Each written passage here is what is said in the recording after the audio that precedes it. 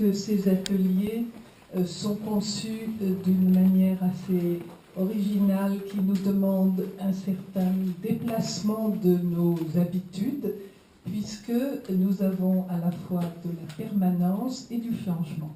La permanence, c'est l'œuvre de Nicole Jamais, qui sera là régulièrement à chaque séance, et le changement, c'est la participation une fois d'un imam, une fois d'un rabbin, une autre fois d'un prêtre, donc d'un représentant de chacun des trois grands monothéismes.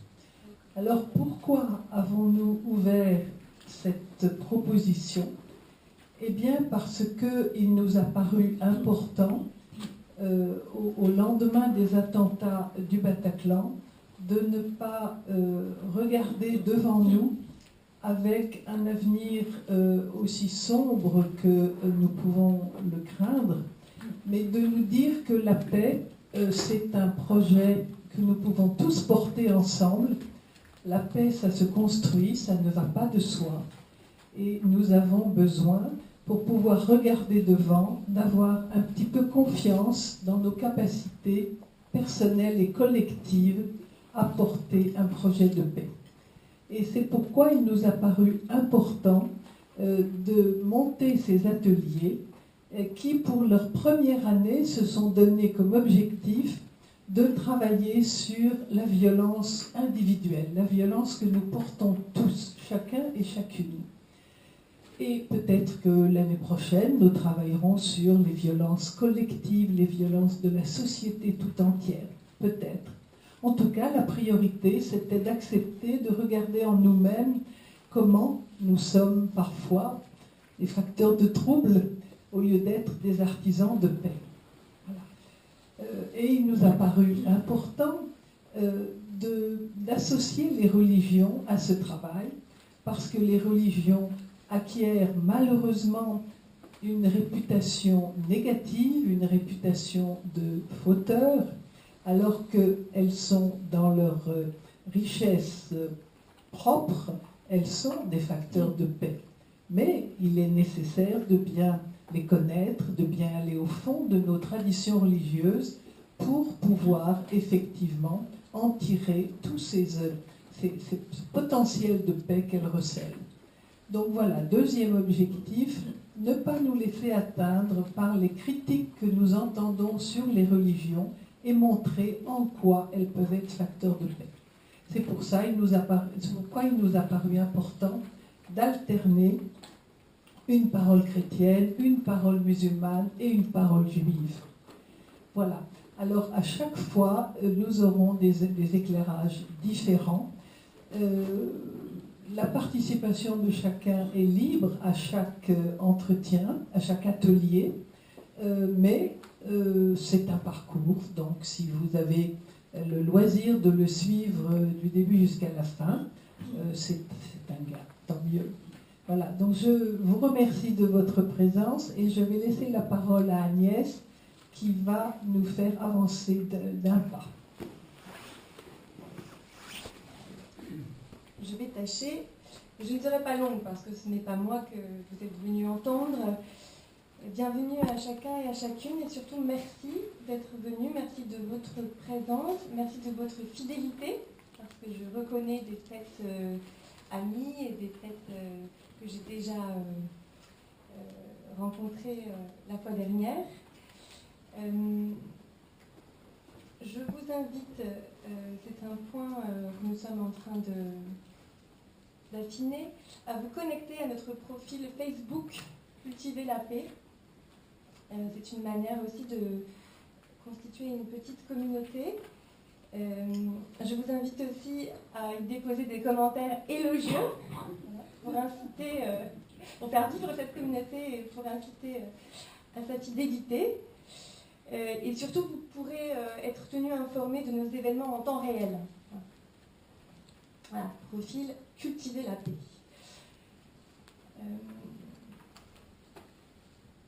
Je pourrais remercier nommément chaque personne qui a œuvré pour la mise en place de ces soirées. Je vais me concentrer ce soir sur les intervenants, Nicole, Gilles Hervé qui viennent de façon généreuse voilà, nous honorer de leur présence et de leurs paroles.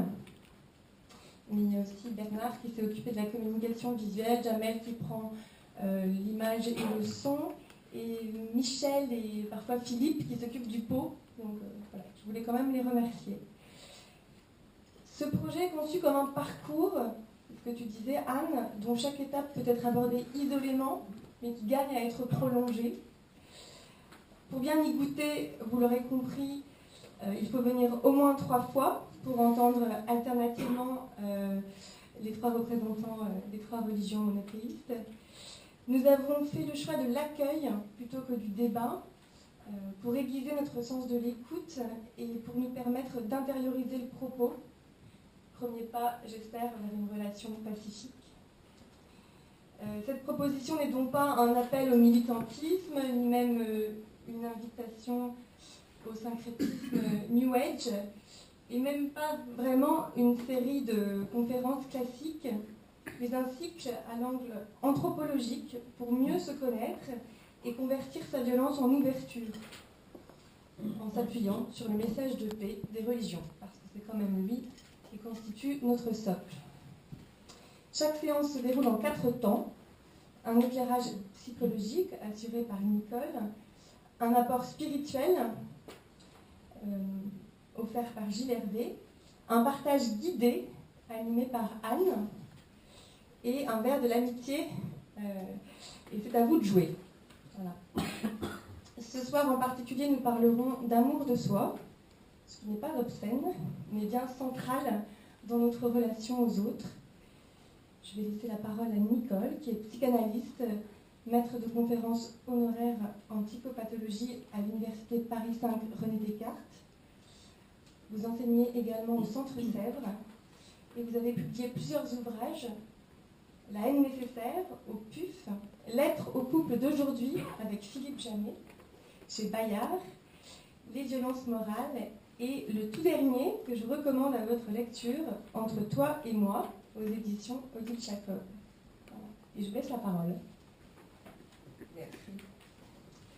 Bien, alors je vais vous parler aujourd'hui de la violence d'un mauvais amour de soi-même dans l'éducation de son enfant. Je trouve que c'est très important de parler de cette relation parce que quand on parle d'une relation amoureuse, on ne sait pas très bien à qui revient le fait que ça s'épanouit ou que ça se détruit. Ou... Dans la relation d'éducation des parents avec l'enfant, c'est sûr que les parents ont toute la charge de ce qui va se passer.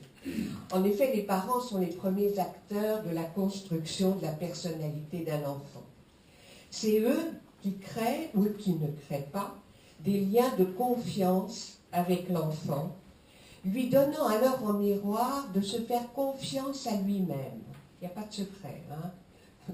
C'est parce que les parents ont fait confiance que l'enfant peut se faire confiance. Il faut s'aimer pour aimer. Et cela va être tout le problème de l'éducation d'un enfant. Mais qu'il est difficile de s'aimer. Comment en même temps accepter ses défauts, ses faiblesses, et maintenir une réelle estime de soi pour pouvoir la transmettre. On ne transmet que ce qu'on a soi-même. Hein. Nous avons donc vu la dernière fois combien, au début de la vie, le bébé se confond avec la mère et le plaisir qu'elle lui donne. Le bien, le bon, c'est le plaisir du même, mettant dehors tout déplaisir dont il ne veut rien savoir, c'est le mal, le mauvais, qui équivaut alors au déplaisir de la souffrance et de la frustration qui menace son sentiment de bien-être à tout ce qui est autre. Tout un long et aléatoire travail de séparation, individuation va devoir se faire pour sortir de ce clivage moi égale fermeture sur mon plaisir, autre égale déplaisir à évacuer. Et ce travail, il va essentiellement consister à marier en soi le déplaisir au plaisir, le mauvais au bon, le mal au bien. Je suis bonne et mauvaise à la fois, et l'autre l'est à la même mesure. C'est cette étape cruciale qu'on appelle en clinique l'accès à l'ambivalence. Et ce sera tout le rôle de l'éducation d'enclencher et de favoriser ce processus qui permet de maîtriser sa propre violence. Alors, quels sont donc pour un petit enfant les lieux d'apprentissage de cette nécessaire ambivalence? Il y a 3 lieux. Premier lieu, une relation confiante avec la mère où pourra se partager des émotions liées aussi bien au plaisir qu'au déplaisir, les deux. La mère a pu imposer des limites, dire non, mais se montrer aussi bien joyeuse que peinée ou en colère, dans un climat où le plaisir de l'échange prime sur le déplaisir. Ça, c'est capital. Deuxième lieu, la relation doit être ouverte sur un tiers aimé. En général, le mari, mais ça peut être d'autres personnes, qui force à ressentir en soi la jalousie. Comment se fait-il que je ne sois pas tout pour l'autre et réciproquement? C'est cette question à laquelle on est confrontés tous les uns et les autres. Et peu à peu, apprivoiser cette jalousie. Et dernier lieu d'apprentissage sur lequel on n'insiste pas assez, le modèle représenté pour l'enfant par la relation qu'entretiennent entre eux les parents. Existe-t-il entre les parents un climat de tendresse ou bien de rejet violent, d'indifférence, de mépris? C'est toute la question. Nous allons nous appuyer sur des histoires de vie racontées dans des romans, je vais m'appuyer essentiellement sur Les Armoires vides et la place d'Annie Ernaux. Mais il faudrait relire par exemple Le Père Goriot ou La Rabouilleuse de Balzac, ou encore Une vie de Maupassant. Ça vient d'être tourné en film, là ça sort, vraiment ça vaut le coup.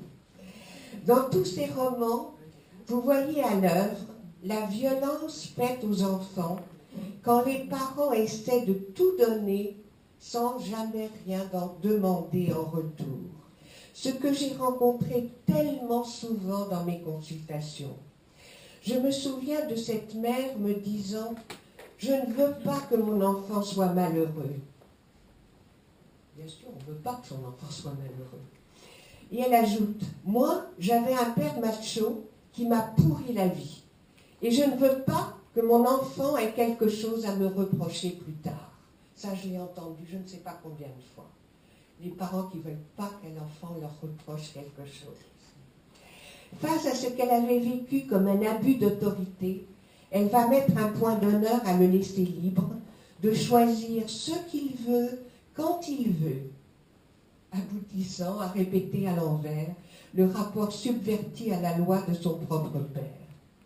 Voulant se prémunir, elle, contre un père tyran, elle aboutit à faire de son fils un enfant tyran. Comme je le disais, cette soi-disant liberté s'avère être un cruel abandon de l'enfant à tout ce qu'il ressent à l'intérieur de lui, de désir de détruire et de s'opposer. Or, pour pouvoir contenir tous ces désirs, il n'y a qu'une seule voie. Il faut pouvoir les reconnaître, et pour les reconnaître, il va falloir mettre des mots sur ses affects et ses émotions. Mais comment y arriverait-il quand sa mère ne lui offre aucun appui ni modèle, ayant elle-même trouvé la solution en évacuant d'elle tout le mauvais? Ainsi, ne pas s'opposer, c'est totalement abandonner cet enfant à la violence d'émotions qui le débordent. Dans ce cas, comme dans tous ces romans dont je vais parler, l'enfant que les parents voulaient tellement protéger et aimer deviendra un monstre d'égoïsme. Comme il est dit si bien de Philippe dans La Rabouilleuse, je cite, « L'univers commençait à sa tête et finissait à ses pieds, le soleil ne brillait que pour lui. » Alors, on va reprendre avec Annie Arnaud nos 3 critères. Donc, premier critère, l'amour est appris au creux des bras maternels. La mère de Denise Le Sure, c'est l'héroïne du roman, essaie de la combler, allant jusqu'à devancer ses désirs. Je cite, « Un monstre, si encore il ne m'aimait pas, mais il m'achète tout ce qui me fait envie. Elle arrive sur la pointe des pieds. T'aimerais pas avoir un fauteuil pour être mieux installé pour tes écritures? T'iras choisir toi-même, hein ?» Ses parents donnent tout, mais précisément, ils ne savent pas recevoir, ni recevoir de cadeaux. Je cite, « La fête des mères, on doit s'y mettre 3 mois avant. Celle qui fait le plus beau coffret à bijoux éclate d'orgueil. Moi, c'est pas la peine que je me fatigue. La mienne, elle foutra le machin dans un coin, on n'en parlera plus. » Le don à sens unique rend la réparation impossible. Et ça, c'est terrible. Aucune révolte justifiée n'est possible. Elle ne peut pas reconnaître en elle des sentiments négatifs et les combler. Mais en même temps, elle n'a aucun lieu de réparation, lui donnant alors de vivre des sentiments massifs de culpabilité. On va voir ça. Ensuite, deuxième critère, un père qui s'impose au couple mère-enfant. Le père, lui, ne sait ni parler ni jouer avec sa fille, ni non plus imposer une quelconque loi, sauf, dit-elle, dans un souci du quand dira-t-on. Je cite, « Toute la journée, je faisais ce que je voulais. » Père qui finalement, au lieu de s'imposer, se fait exclure du couple mère-fille. Je cite, « On n'avait pas besoin de lui. » Donc, aucune imposition de limite dans un maniement possible de l'agressivité par un père qui tiendrait sa place et serait reconnu à la fois par la mère et par la fille. Troisième lieu, la manière dont les parents s'aimaient entre eux. Je cite, « Ils n'avaient pas de caresses ni de gestes tendres l'un pour l'autre. Lui et ma mère s'adressaient continuellement la parole sur un ton de reproche. Échange hebdomadaire, zéro, cinglé, triste individu, vieille garce. » Ainsi, l'agressivité se décharge brutalement et gratuitement, servant surtout l'expulsion directe des tensions. Ses parents se présentent avec la conviction qu'ils ne comptent pas et se sentent dénués de valeur et ils ne se pensent alors aucun droit face à leur fille. Dans ce contexte où, faute d'un sentiment de valeur personnelle, les parents ne se proposent pas comme modèle à leur fille, ni ne se donnent le droit de poser des interdits, ces 2 rôles vont être délégués à la fille elle-même, celle-ci devenant l'idéal des parents. Je cite, « Chaque composition réussit, plus tard chaque examen, autant de prix, l'espérance que je serai mieux que mon père. » Et elle devenait ainsi le juge de ce père avec la complicité de la mère. Je cite à nouveau, « On n'avait pas besoin de lui, la dispute éclatait à table pour un rien, je lui faisais des remarques sur sa façon de parler ou de manger. J'étais sûre qu'il était légitime de vouloir le faire changer de manière. » Éloquent renversement de rôle. On voit là, non la circulation des échanges à 3. Hein, vous vous souvenez, l'année dernière, la fois dernière, je disais, pour être 2, il faut être 3. Quand on est 2, on est 1.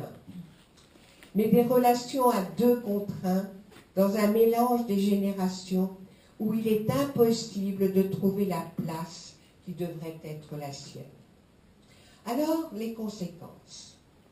Eh bien, les conséquences, c'est un sentiment de culpabilité et d'impuissance menant à l'autopunition. Il faut dire que dans ces deux romans, ça commence et ça finit par un avortement, et elle se demande pourquoi elle a avorté, comment elle en est arrivée là. D'abord, nous trouvons chez Denise un sentiment diffus et sans fond de culpabilité non dépassable, car la haine est vécue comme gratuite, non justifiée. Ses parents, ayant tout donné à leur fille dans un total oubli d'eux-mêmes, l'ont, malgré eux bien sûr, érigée en idole, sans lien d'échange entre eux. Il ne se passe rien, ni entre la fille et les parents, ni entre les parents et la fille. La conséquence est double. À la fois, ils l'ont fait vivre dans un contexte particulièrement insécure, puisqu'ils se présentaient comme des modèles d'identification sans valeur et indignes eux-mêmes d'être aimés et respectés. Or, le sentiment de valeur de l'enfant se construit sur le sentiment de valeur des parents. Et à la fois, ils ne lui ont donné aucune occasion juste de révolte ou de reproche. Comment alors aurait-elle pu faire ce travail de liaison de la haine à l'amour?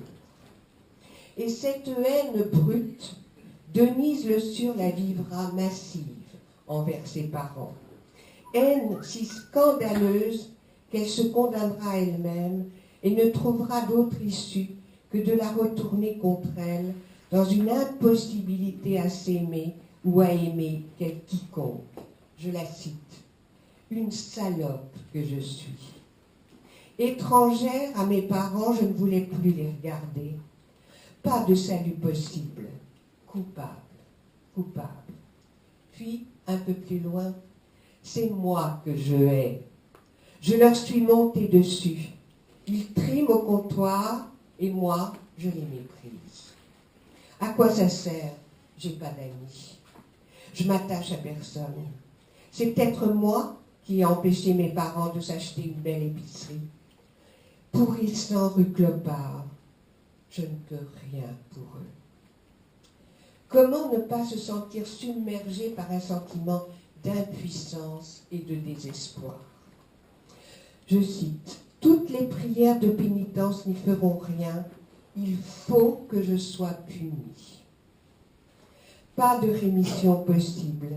L'idéal qui aurait dû porter les projets d'être comme les parents, rabattu sur elle, a fermé toute perspective d'avenir. Toutes les valeurs sont subverties. Elles deviennent des moyens d'être supérieures aux autres, comme par exemple le catéchisme. Mais voilà que le jour de la première communion, sa robe, sa famille ne sont pas à la hauteur. Je cite, « Il n'y a que moi sur le carreau. Fini le triomphe.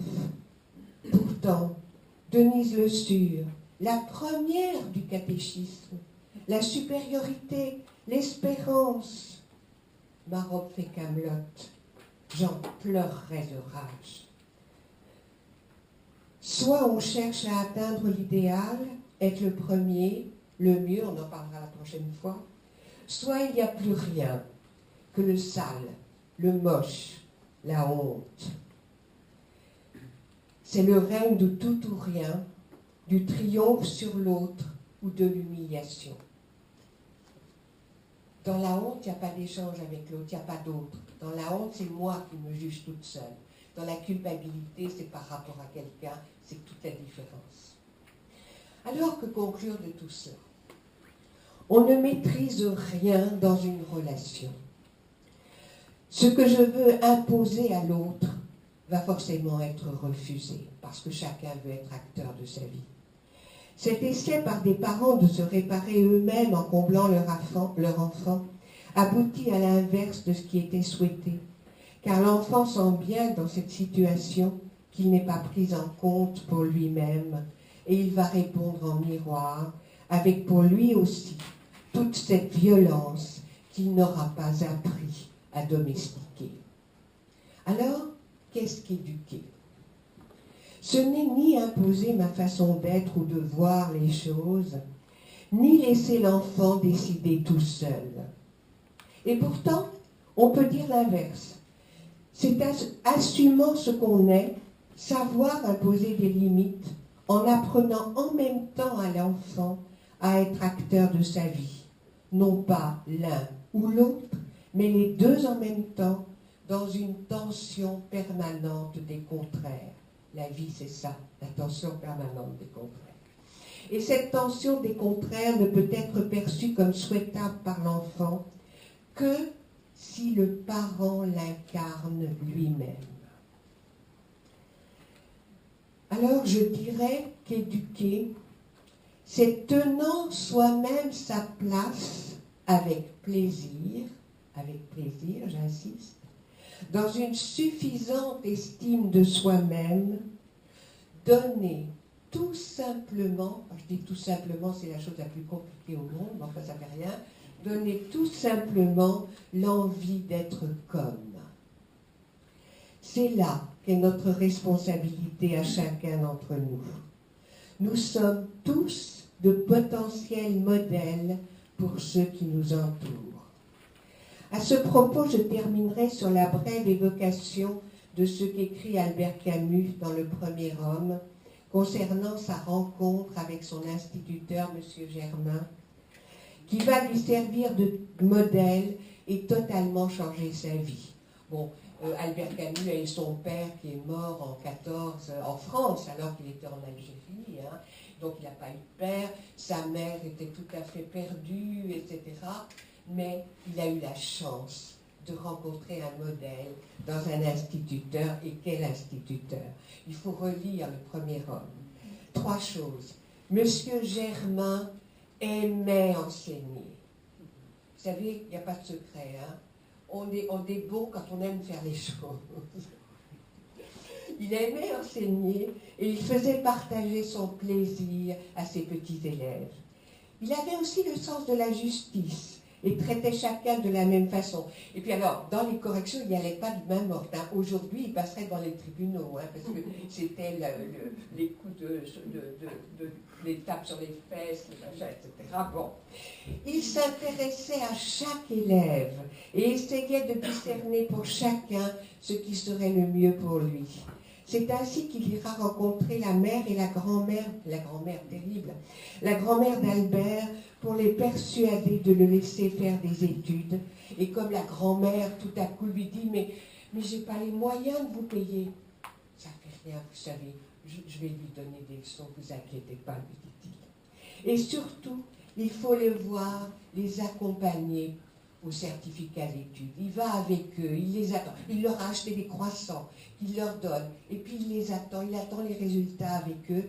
Il y en a un qui est collé, il va aller avec les parents, voir les parents. Et puis les autres, il y va aussi, il va les voir. Et puis quand Albert est reçu, à la fin, il a cette parole magnifique qui dit à la fois qu'il est là, mais qu'Albert est laissé libre de le revoir ou non. Je cite, « Tu n'as plus besoin de moi.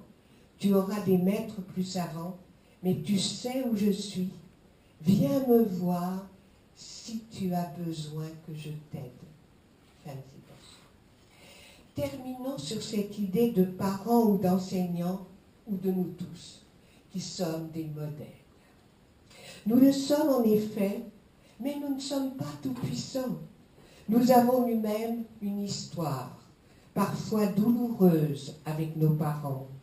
Et nous avons du mal à nous mettre à la place de l'enfant qui, de son côté, sélectionne certains aspects de ce que nous lui donnons et pas toujours ce que nous aimerions lui transmettre. Parfois, malheureusement, c'est ce qu'on n'aime pas en soi qu'on a transmis. Bon.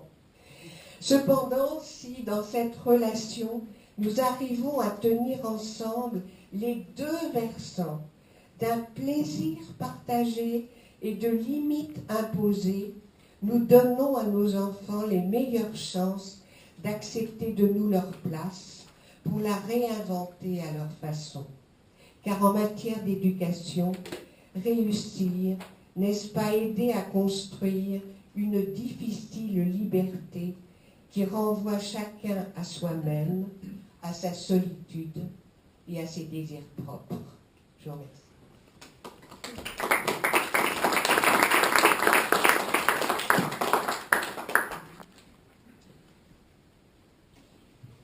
Nicole. Je vais tâcher de vous présenter Gilles Hervé et je parle sous votre contrôle. Je préfère. Vous êtes prêtre? Vous êtes dominicain? Oui, ça se voit, je suis tout en blanc. Vous avez longtemps travaillé pour les éditions du Cerf. Vous avez beaucoup publié d'ailleurs. Si vous allez sur notre profil Facebook, vous verrez que j'ai mis un lien vers les publications de Gilles Hervé. Et vous êtes actuellement vicaire de Saint-Eustache. Je vous laisse la parole. Vous êtes d'accord? Bonsoir à tous et à toutes. Vous me pardonnerez si je cherche un peu à la fois mes mots et la bonne longueur d'onde, comme c'est la première fois que je participe à l'exercice. Si je balbutie trop, eh bien, je demanderai à Anne de veiller un petit peu. Je reste sur ce que nous venons d'entendre, et c'est un plan que je ne suis pas pressé immédiatement de quitter en gardant présent à l'esprit ce que disait Anne au début de notre rencontre, s'agissant des religions et de la violence. Aujourd'hui, on parle de la violence plutôt personnelle, si j'ai bien compris. De manière habituelle, quand les religions sont mentionnées, il s'agit plutôt de violence collective ou d'actes de violence politique. Quoi qu'il en soit, il me semble que c'est bien de demeurer d'abord, de prendre acte des choses, comme vient de le faire Nicole en nous proposant cette genèse de soi à l'école de ceux qui nous précèdent. Et au fond, même si je traduis mal et dans des termes qui sont pas assez techniques ou pas assez affinés, ce que je viens d'entendre, de quelque manière, ceux qui nous précèdent sont pour nous comme des témoins. La seule différence entre eux et nous, c'est la longueur d'avance, c'est-à-dire le fait qu'ils se sont confrontés à la vie telle qu'elle se présente. Et une des caractéristiques que je rementionnerai plus tard de la vie, c'est sans doute qu'elle est adverse. Ça m'avait surpris une fois d'entendre quelqu'un dans une retraite dire « vivre, pour une large part, c'est survivre ». À l'époque, je m'étais dit qu'il poussait un peu loin le bouchon. Enfin, finalement, l'expérience montre que de quelque manière, il faut quand même remonter pas mal de pentes. Et le philosophe Maritain lui-même disait qu'il faut suivre ces pentes, mais en les remontant. Autant dire que la vie est surtout faite d'efforts. Mais la première chose que je voulais dire, c'est ça, c'est qu'il faut prendre acte des choses. Avant que de passer dans un discours qui pourrait être le mien, celui d'un religieux, prêtre, rabbin, imam, ou même d'autres catégories. On s'est tenu ici à des figures qui sont plutôt issues des grands monothéismes. Il faut faire droit à quelque chose qui, me semble-t-il, est au cœur de la démarche religieuse, pas au cœur des préoccupations des religions, au cœur de la démarche religieuse. Il y a quelqu'un qui s'appelait M. Bergeret qui avait écrit un livre qui s'appelait « La violence fondamentale ». Je ne sais pas si vous avez eu l'occasion de lire ça, mais c'est vrai que ça compte beaucoup, que de prendre en compte ce fait que chacun d'entre nous est un champ de force, en réalité extrêmement puissant, et qui peut à tout moment menacer d'éclater. On ne peut pas se contenter de ça, mais il faut tout de même en prendre acte. Si je le dis, c'est parce que je parle du point de vue qui est le mien. Le plus souvent, on parlait à l'instant du catéchisme, le plus souvent, on va aux solutions. On a l'impression que la proposition de construction de soi, telle qu'elle est faite par les religieux, suppose un peu ce problème-là résolu, ou en tout cas pas suffisamment pris en compte. Alors du coup, on bénéficie d'un balisage pour se construire, on bénéficie d'un certain nombre de lois ou de préceptes, Mais on risque d'oublier que chaque sujet ne tient finalement que, je vais presque dire, qu'à un fil. Nos équilibres, ou notre équilibre, est toujours extrêmement fragile. Même quand on voit quelqu'un de très équilibré, Dieu seul, si je puis me permettre, mais là je pense que moi je peux, Dieu seul sait ce qu'il y a derrière cette apparence ou cette réalité d'équilibre. Il y a toujours énormément de force en jeu. Et la violence dont il est question, alors du coup je reviens plus sur la violence qui habite le sujet, elle est extraordinairement protéiforme. Elle prend toutes sortes de formes, elle habite toutes les strates de notre individu. Violence, vous avez remarqué que j'ai utilisé une autre formule, j'ai parlé de champ de force. Ça vaut ce que ça vaut, mais c'est ce que je vous propose. Alors il y a une deuxième chose que je voulais vous dire. Après avoir pris acte de cela, effectivement, on peut entrer dans ce que effectivement, les religions nous proposent. Les religions, toutes, proposent un chemin de construction de soi. Nous proposons un chemin d'éthique, un chemin de morale. Nous proposons, pour dire les choses autrement peut-être, un art de vivre. Et ici, il y a une chose que je voudrais redire, qui peut paraître étrange, mais à laquelle, au fond, je tiens beaucoup, tout en proposant ce chemin de construction de soi, ce chemin de morale, ce chemin d'éthique, tout en proposant des régulateurs et aussi des balises, il ne faut pas trop vite moraliser. Alors je sais bien qu'en disant ça, on peut donner prise à quelque chose qui est souvent dans le collimateur de nos jours. On peut dire, ah tiens, encore un relativisme moral. En réalité, il ne s'agit pas du tout de ça. Mais il s'agit plutôt de proposer d'aller au fond des choses, de préférence à demeurer à la surface. Évidemment qu'il y a du bien, qu'il y a du mal. Évidemment qu'il y a du permis et du défendu. Évidemment qu'il y a du positif et du négatif. Évidemment que tout est permis, comme dit saint Paul, mais tout n'est pas non plus profitable. Mais en même temps, on ne peut pas se contenter de suivre une espèce de code de l'action sans interroger les ressorts profonds du bien et du mal, du permis et du défendu. Qu'est-ce qui fait que c'est bien et c'est mal ? Qu'est-ce qui fait que c'est permis ou que c'est défendu ? Il faut interroger ça en profondeur.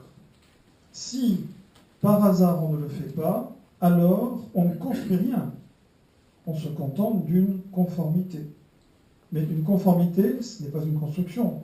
Ça peut rester quelque chose de tout à fait extérieur. Et donc, vous voyez, moraliser, quand je dis ne pas moraliser trop vite, ce que je veux dire, c'est entrer dans une démarche qui fait droit à la profondeur des choses et entrer donc dans ce champ de force. Et ici, il y a une distinction que je voudrais faire. C'est peut-être de là que se prend la ligne de démarcation entre une honnête vie morale et puis ce que j'appelle une vie spirituelle ou une aventure spirituelle. Évidemment, ce n'est pas contradictoire. Il y a quand même deux niveaux de profondeur qui ne sont pas du tout les mêmes. Dans le premier cas, c'est un souci de conformité, et ça a vite fait de virer éventuellement à un conformisme. Dans le deuxième cas, conformité à la loi, au précepte, et ensuite conformisme, tout le monde fait comme ça parce qu'il est prescrit de faire comme ça, donc je fais comme ça et je suis bien. Dans le second cas, j'interroge tous les ressorts du permis et du défendu, du bien et de ce qu'on appelle le mal. Et à ce moment-là, ce que je vais chercher à faire, c'est faire advenir un sujet. À un moment ou à un autre, me poser comme un je.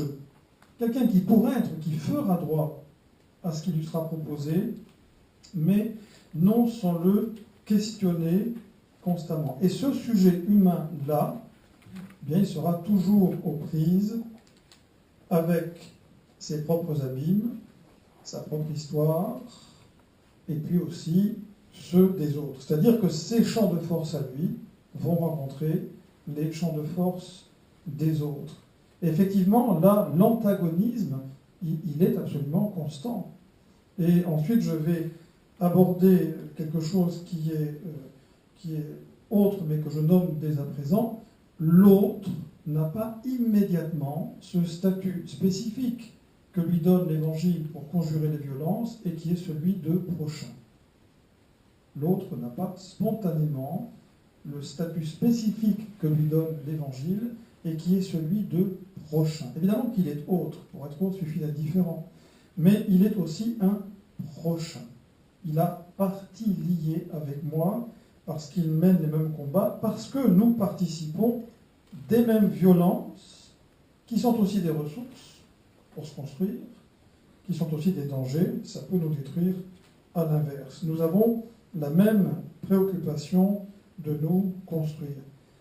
De sorte que vraiment, je crois qu'il est vrai de dire que la violence en soi et la violence autour de soi, la violence par soi, la violence contre soi, la violence ressentie, la violence est au cœur de la préoccupation religieuse, de toutes les préoccupations religieuses.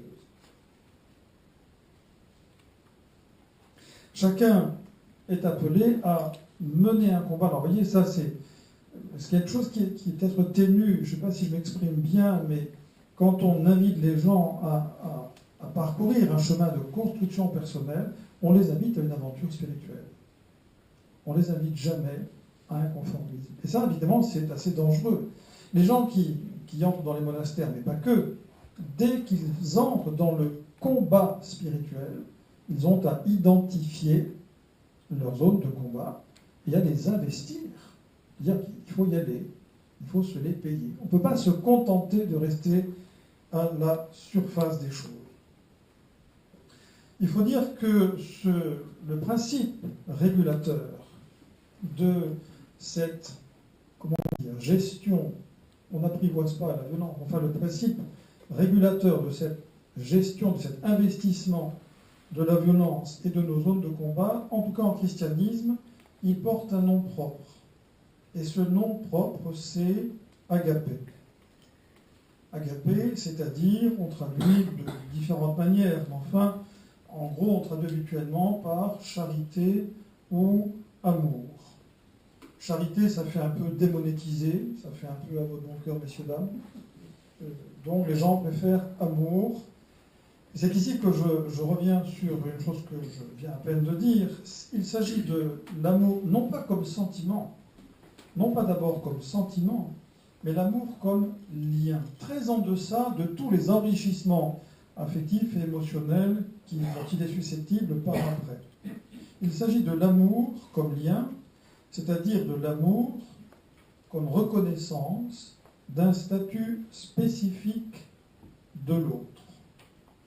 Pas simplement la philanthropie ou la philoxénie, comme on dit parfois à propos d'Abraham, mais véritablement le fait d'envisager l'autre comme un prochain. Et on ira même dans la tradition jusqu'à dire l'autre comme un autre moi-même. De sorte que le précepte de la charité, il est d'aimer Dieu, il est d'aimer l'autre, il est d'aimer l'autre comme soi-même. C'est une espèce de tripode. Aimer Dieu, aimer l'autre, s'aimer soi-même. Et on ne peut pas faire l'économie de ça. Je sais bien que dans des temps plus anciens, on était souvent pressé de dire aux gens arrête de penser à toi, pense aux autres. Le problème, c'est que si on fait ça, on risque de sortir de soi avant d'y être entré, de ne pas s'être envisagé, de ne pas s'être investi, et précisément de n'avoir pas visité toutes les zones dont on parlait à l'instant Nicole, et qui sont des zones de l'âme, des zones de l'âme. Tous les gens qui font la psychologie, ou toutes les choses en psy, s'occupent de l'âme, précisément de ce champ de force que j'ai évoqué en commençant. Et donc le précepte christique, le précepte chrétien ou christique, je dis christique, c'est un mot à la mode, je ne sais pas très bien ce qu'il recoupe, à vrai dire, Mais enfin, je vois bien que pour un certain nombre de gens que je connais qui l'emploient, chrétien, ça fait trop défini. Il y a déjà une espèce de notion d'appartenance dont on n'a pas toujours très envie d'identifier à tel ou tel groupe. Tandis que christique, ça renvoie qu'à Jésus lui-même. Alors, un Jésus que chacun met à sa sauce, mais après tout, pourquoi pas, hein, on fait tout ça. Donc, en tout cas, le précepte christique, comme ça tout le monde sera content, devrait s'y retrouver. Si vous voulez écrire chrétien, vous l'écrirez. C'est le déploiement d'une énergie. Justement, l'énergie de la charité. L'énergie de l'agapé. Je me rappelle d'un reproche que faisait un écrivain décédé aujourd'hui aux chrétiens. Elle avait épinglé les chrétiens qui parlent tout le temps d'amour, mais ne s'aiment pas entre eux. Il s'agissait de Marguerite Yourcenar, qui disait « Aimer, pourquoi aimer ? On n'est pas obligé d'aimer. » Et la réponse, en réalité, c'est que quant à nous, du point de vue de la parole christique, si, c'est un impératif. On n'a pas le choix. Ce qui est écrit, c'est « aimez-vous les uns les autres ». Il n'y a aucune espèce de doute. Alors évidemment, pas d'un amour sentimental, mais au moins de cette reconnaissance de lien. Par contre, elle a corrigé le tir. Je ne l'ai pas cité ici, mais elle en a fort bien parlé ailleurs. C'est dans l'œuvre noire, où à un moment donné, elle donne la parole à ce personnage qui s'appelle le prieur des Cordeliers. Donc, il y a tout un chapitre dans l'œuvre noire. Dans la Pléiade, c'est à la page 736, vous pourrez trouver ça si vous voulez. Et là, il y a un long dialogue. Le prieur, c'est un homme sensible, c'est vraiment un homme religieux, c'est un homme de Dieu, c'est un homme qui se pose des questions. Et c'est lui qui dit « Nous nous endormons sur la croix du Christ comme sur un oreiller ». Parce qu'il est sensible à ce déploiement de l'amour du Christ, et il est aussi sensible au fait que souvent on monte au créneau ou bien on va au feu pour la foi, bon, pour du dogme, pour des idées, pour des concepts. Par contre, pour la charité, peut-être un petit peu moins. Alors là, du coup, Yourcenar a rectifié le tir et a produit un beau comment dit-on ça, un beau dégagement sur la charité. Mais le précepte évangélique, christique, c'est bien ça, c'est un déploiement de l'énergie de l'agapé. Car c'est d'une énergie qu'il s'agit, c'est un investissement. L'investissement qui fait quoi ? Qui va à la rencontre des violences, qui investit le champ de force personnelle, et par ricochet éventuellement le champ de force des liens interpersonnels, sociaux et à tous les niveaux. En définitive, tout se tient entre deux moments, si on y va per summa capita, tout se tient entre le meurtre du frère, dans Genèse 4, Caïn et Abel, et à l'autre bout de la chaîne, vous retrouvez finalement la même chose. Vous avez, à la fin de l'évangile, la question « Qu'as-tu fait de ton frère ?» Matthieu 25. Le jugement dernier, ce n'est que cette question-là. Il n'y a pas d'autre question. C'est la seule question qui se pose au terme de l'évangile. Ce n'est pas ce qu'on a retenu, appris, compris, aimé du mystère du Christ. C'est qu'est-ce que tu as fait de ton frère, à l'aune de ce que le Christ lui-même en a fait, puisqu'il a indiqué de manière extrêmement précise que le moins intéressant des sujets qu'on rencontre, c'est lui. Et que donc, la valeur de nos actions se prend de la manière dont nous traitons le moins intéressant des sujets qu'on rencontre, puisque celui-là, c'est le Christ. Donc tout se situe entre ces deux moments. D'un côté, le meurtre du frère, Genèse 4, et de l'autre, cette question qu'il faut garder en tête, qu'as-tu fait de ton frère, Matthieu 25, c'est-à-dire qu'as-tu fait de quoi, notamment qu'as-tu fait des violences qui pourraient te porter à supprimer cet autre qui pourtant est toi. Il faut bien remarquer que ce déploiement de l'agapé, ça c'est une chose qui est un peu difficile, mais ce déploiement de l'énergie de l'agapé que le Christ ordonne à ceux et celles qui le suivent, qui essaient de le suivre en tout cas, est marqué par un échec. On ne peut pas faire tellement l'économie de ça. C'est-à-dire que c'est comme si on disait, ça ne marche pas. La croix d'un Messie vaincu semble signer l'échec du combat de ce Messie contre la violence. Et en même temps, cette croix, elle ouvre une brèche vers un au-delà de la violence. Il faut comprendre que le Christ est allé au bout, il est allé au bout du bout, on ne peut pas aller plus loin, il est allé jusqu'à la mort, c'est-à-dire qu'il est allé jusqu'à cette ultime destructivité de la violence qui nous habite, qui habite le monde. Et pour autant, cette croix, c'est-à-dire ce déploiement de l'énergie de l'amour sous le signe d'une gratuité absolue, c'est-à-dire qui ne demande rien, c'est ça qui, au-delà de l'évidence criante de la croix d'échec, ouvre un chemin vers un ressurgissement possible, tant au niveau personnel que social et à tous les niveaux du collectif. On voit bien que l'enjeu n'est pas simplement celui de la maîtrise de la violence. On peut essayer d'investir nos champs de force pour mieux les maîtriser, ou du moins les maîtriser moins mal. Mais l'enjeu est aussi celui d'un dépassement des destructivités qui sont liées à la violence. J'ai dit, et je conclus là-dessus, quand il s'agit du religieux, il faut le laisser à ce qu'il est. Profondément, il s'agit du religieux. Et donc, ce qui est absolument premier, c'est la dimension spirituelle. Je dirais ici même plus précisément la dimension proprement mystique. Le religieux n'est pas là simplement pour offrir une bonne régulation personnelle ou sociale. Il est là pour ouvrir des perspectives qui sont singulières. Il est là pour proposer une aventure mystique. Si on le réduit à une espèce de code de bonne conduite, alors en réalité, on le tue. On le prive de toute sa vraie signification. C'est de la nature même de l'humain que d'être toujours inouï et singulier.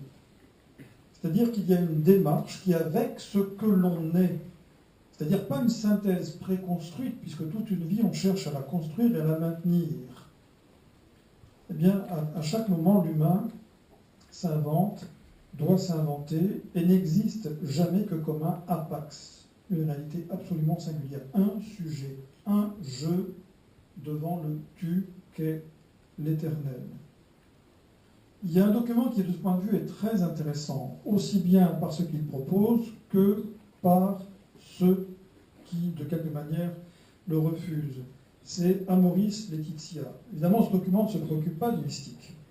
Mais en tout cas, il a fait une chose très intéressante. Il dit « La mise en coupe réglée, ce n'est pas cela qu'il faut faire. Dans son devenir et dans son accomplissement, la vie et le sujet requièrent toujours interprétation, action, investissement, mise en œuvre, dans des circonstances qui n'échappent que rarement à telle ou telle forme de violence. » Alors je vous laisse avec cette proposition. La première, toujours prendre en compte cette réalité profonde qui est nôtre.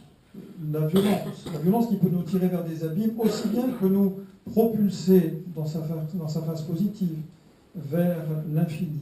Et ensuite considérer le religieux comme cette instance qui peut permettre, non sans sagesse humaine, mais au-delà de ça, d'investir et de métaboliser toutes ces violences qui nous habitent. Le paradigme chrétien, c'est le paradigme de l'investissement de notre humanité par une autre humanité, celle de Jésus de Nazareth.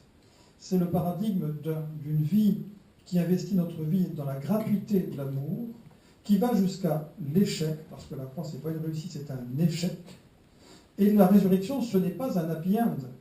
Ça fait partie du même geste, mais c'est quelque chose qui est au-delà de la croix. La croix étant, si vous voulez, une espèce de point de non-retour de l'investissement de l'agapé, la résurrection, c'est le chemin ouvert au-delà, qui témoigne de la puissance de l'amour, au-delà de toutes les violences. Je ne sais pas si j'aurais apporté quelques lumières à la méditation de ce soir, mais en tout cas, je vous remercie de votre attention.